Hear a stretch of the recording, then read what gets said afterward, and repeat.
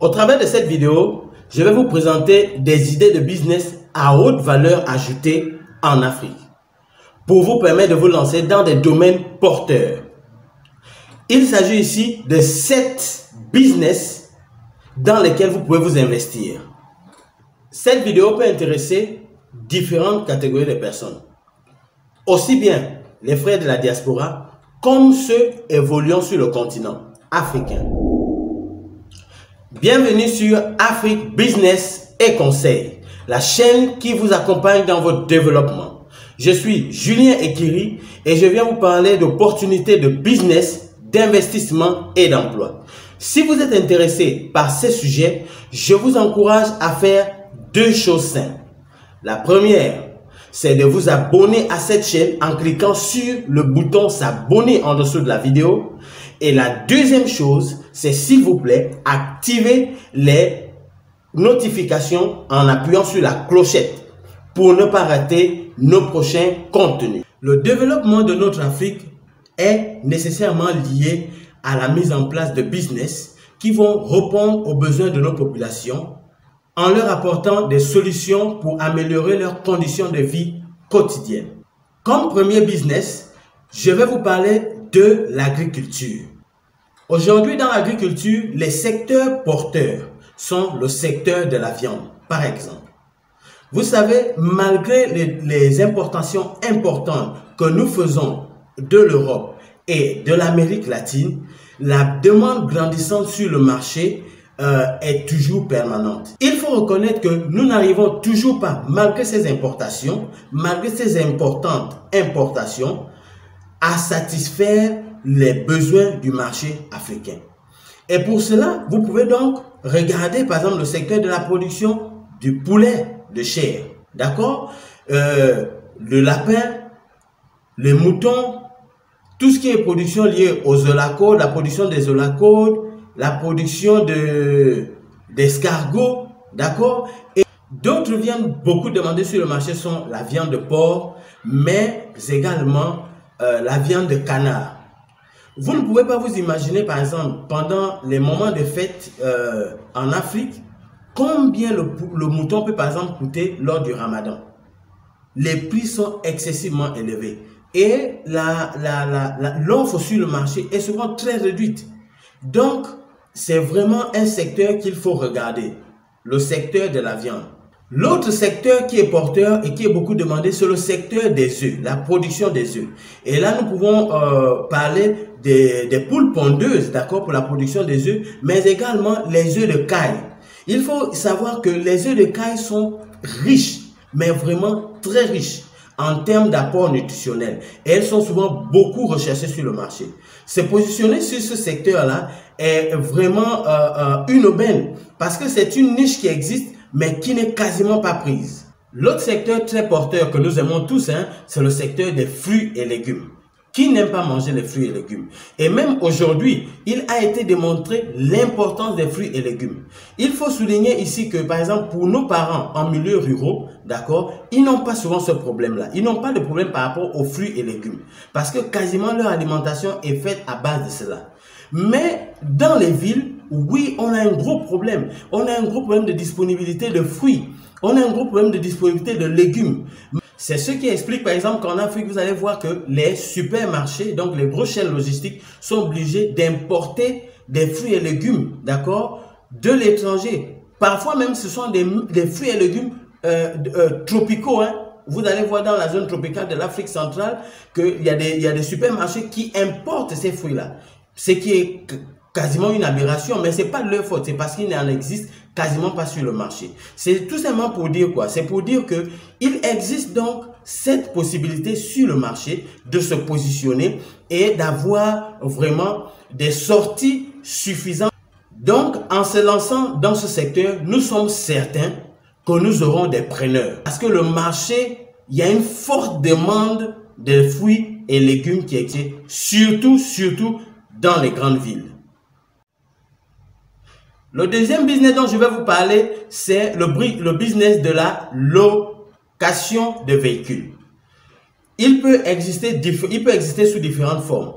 Il y en a qui, par exemple, peuvent faire louer ou mettre à disposition des véhicules ou des taxis avec agents de liaison, c'est-à-dire des chauffeurs, d'accord? Mais également, on peut mettre à disposition des bus ou des minibus, mais avec un standing suffisamment élevé.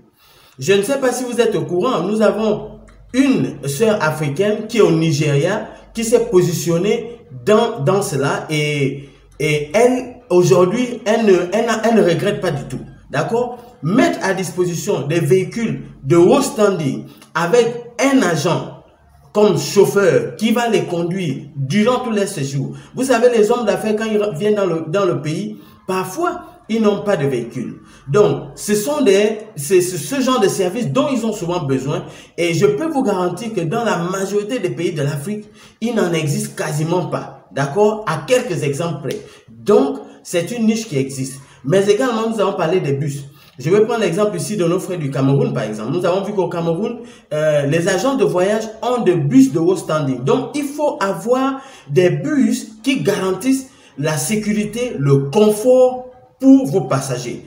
Et c'est comme ça que lors, par exemple, des visites, pour ceux qui sont par exemple dans le secteur du tourisme, ils peuvent facilement mettre à disposition ce genre de bus ou encore, ils peuvent louer ce genre de service pour leur clientèle. Le troisième business, c'est le business de mise en place de sociétés commerciales. On peut également les appeler des apporteurs d'affaires ou encore des marcheurs d'affaires. Vous voyez, en fait, c'est un business qui permet de se positionner, d'accord, pour vendre les produits de personnes et nous, on en tire des commissions. Mais également, on peut également gagner des clients dans le domaine que nous ne sommes pas forcément et nous rapprocher des personnes d'une structure qui a l'expertise dans ces domaines et voilà quoi. Et la personne maintenant, on fait un travail avec eux et pour satisfaire nos clients. Le quatrième business que l'on peut mettre en place, c'est le business sur le dropshipping. Ici, il s'agit du e-commerce. L'astuce, c'est quoi? C'est tout simplement se spécialiser sur un domaine précis. D'accord? Pour éviter de se disperser. Je prends un cas simple. Vous vous intéressez à tout ce qui est jouets enfants. Et même là, dans les jouets enfants, il faut regarder, par exemple, quel type de jouets. Est-ce que c'est les jouets pour développer le cognitif, donc développer le cerveau? Est-ce que c'est les jouets pour juste se distraire ou bien c'est les jouets, par exemple, qui leur facilitent pour aller au lit? Donc là, vous pouvez vous spécialiser. Pourquoi? Parce qu'il est mieux de faire dans un produit au départ, d'accord, pour vous permettre d'avoir un nom et après vous pouvez donc vous diversifier. C'est vraiment ça l'idée ici. Le dropshipping, donc le e-commerce, mettre les plateformes de vente en ligne. C'est le quatrième business. La cinquième idée de business, c'est la mise en place de centres de formation. Mais ces centres de formation doivent être focalisés sur les métiers à la demande, sur les métiers du siècle. Vous savez que nous avons des plans de développement. L'Afrique a un plan qu'on appelle l'agenda 2063. Ça, c'est pour l'Afrique. Le reste du monde a un plan qu'on appelle l'agenda 2030. Et il y a des métiers aujourd'hui qui sont des métiers beaucoup recherchés à l'ère dans laquelle nous sommes. Vous savez que nous sommes à l'ère du numérique. Donc, il faut donc mettre des structures sur le continent qui vont permettre de se former dans ces spécialisations-là. Les différents métiers du numérique, que ce soit le web design, que ce soit l'informatique, que ce soit le big data, que ce soit le data mining, toutes ces choses-là, souvent n'existent pas encore en Afrique. Ou du moins, les offres qu'il y a sont très peu. Les grandes business schools, par exemple, nous en avons dans quelques rares pays. Mais il faut être capable de mettre en place une structure sérieuse qui a par exemple une accréditation AACBS ou encore une accréditation Association Master Business Administration. Donc, qui ont ces business schools de Lagos que je connais, qui a ces accréditations. Pardon, l'accréditation dont je faisais allusion ici, c'est la AASCB. Et la business school dont je faisais allusion, c'est la Lagos Business Executive Education. C'est vraiment une école de référence internationale. Et vous comprenez que plus on a des formations sur le continent qui sont reconnues par les gros labels, plus ça va donner l'opportunité aux jeunes Africains d'avoir des meilleures sorties en termes d'emploi et donc d'être compétitifs. Parce que ceux qui apprennent ailleurs, qui reviennent sur le continent, souvent ils ont appris dans ce genre d'école-là. Mais parfois, ce n'est pas des Africains, vous comprenez? Parfois, la majorité, c'est des autres continents. Et ils viennent pour compétir avec nous. Il est donc bon pour ceux qui s'intéressent à ce secteur, vraiment de tout faire pour avoir des écoles reconnues, mais vraiment avec des standings de niveau international. Nous avons l'exemple, on peut se rapprocher, nous avons un milliardaire africain qui est vraiment spécialisé dans ça. Lui, il est reconnu dans tout ce qui est développement de grandes écoles, dans le secteur de la formation en fait. Donc, je crois que c'est un secteur porteur qu'il faille regarder à la loupe. Vous qui êtes au Canada, vous qui êtes en Chine, vous qui êtes en Amérique, vous qui êtes en Europe, s'il vous plaît, vous êtes là-bas, vous avez passé des doctorats, vous êtes en train de travailler, vous êtes des professionnels reconnus.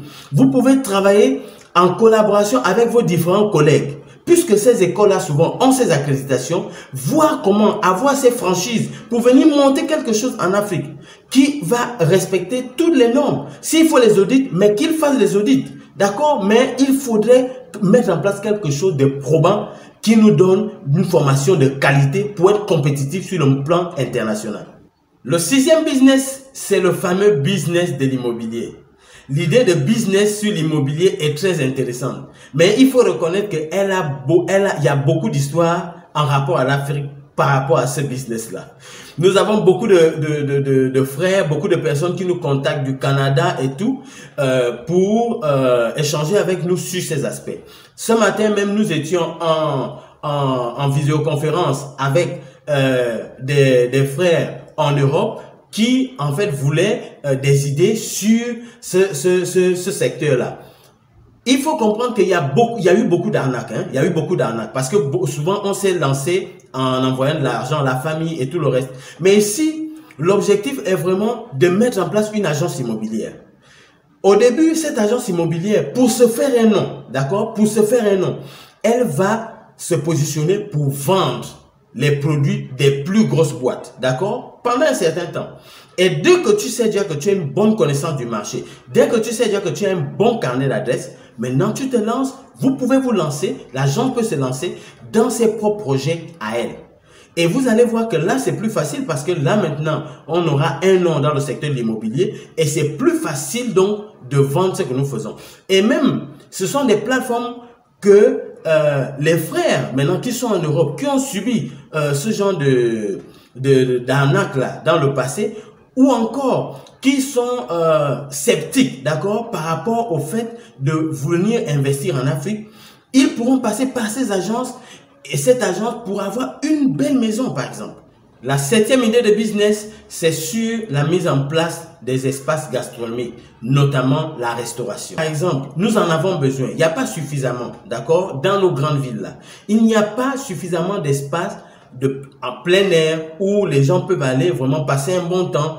Et moi, je vous encourage même à aller plus loin, d'accord, à innover. C'est-à-dire faire de la gastronomie rapide, donc de la restauration rapide, mais également offrir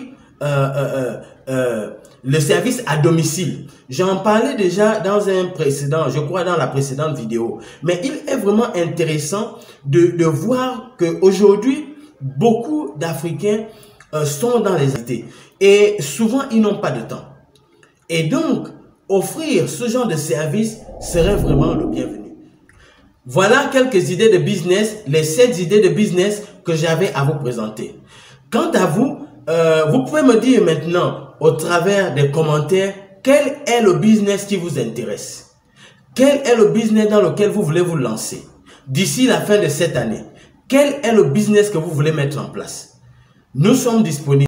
Donc, vous pouvez appeler, on peut planifier une vidéoconférence, on peut planifier un échange Skype, Zoom, pour pouvoir communiquer. On prend du temps. Vous pouvez demander aux autres. Nous passons parfois 30, 45 minutes, 1 heure à échanger sur ce que réellement vous voulez mettre en place. D'accord? Maintenant, pour ceux qui veulent, je répète encore, pour ceux qui veulent mettre en place leur business, ils peuvent nous contacter, nous pouvons les aider à mettre en place ces business-là. Vous voulez de la visibilité? Afrique Business et Conseil, au travers de son site, peut vous donner la visibilité. Au travers de ces plateformes, peut vous donner la visibilité. L'autre chose, c'est que nous vous encourageons, s'il vous plaît, à nous donner un gros pouce si vous avez aimé la vidéo. Et n'oubliez pas de nous apporter vos suggestions. Je répète, nous avons mis en place cette chaîne YouTube pour apporter, pour aider les frères et sœurs de la diaspora et ceux qui sont sur le continent en Afrique. Donc, nous avons besoin de vos critiques. Aucune critique n'est mauvaise. Nous voulons vous offrir le meilleur de nous-mêmes. Faites-le. Si vous avez des idées, par exemple, de business ou des idées que vous voulez que nous développions sur la chaîne, faites-le également. Tout est le bienvenu. Moi, je vous dis à la prochaine, tout en vous encourageant à vous abonner à la chaîne et en faire large diffusion autour de vous. Ciao!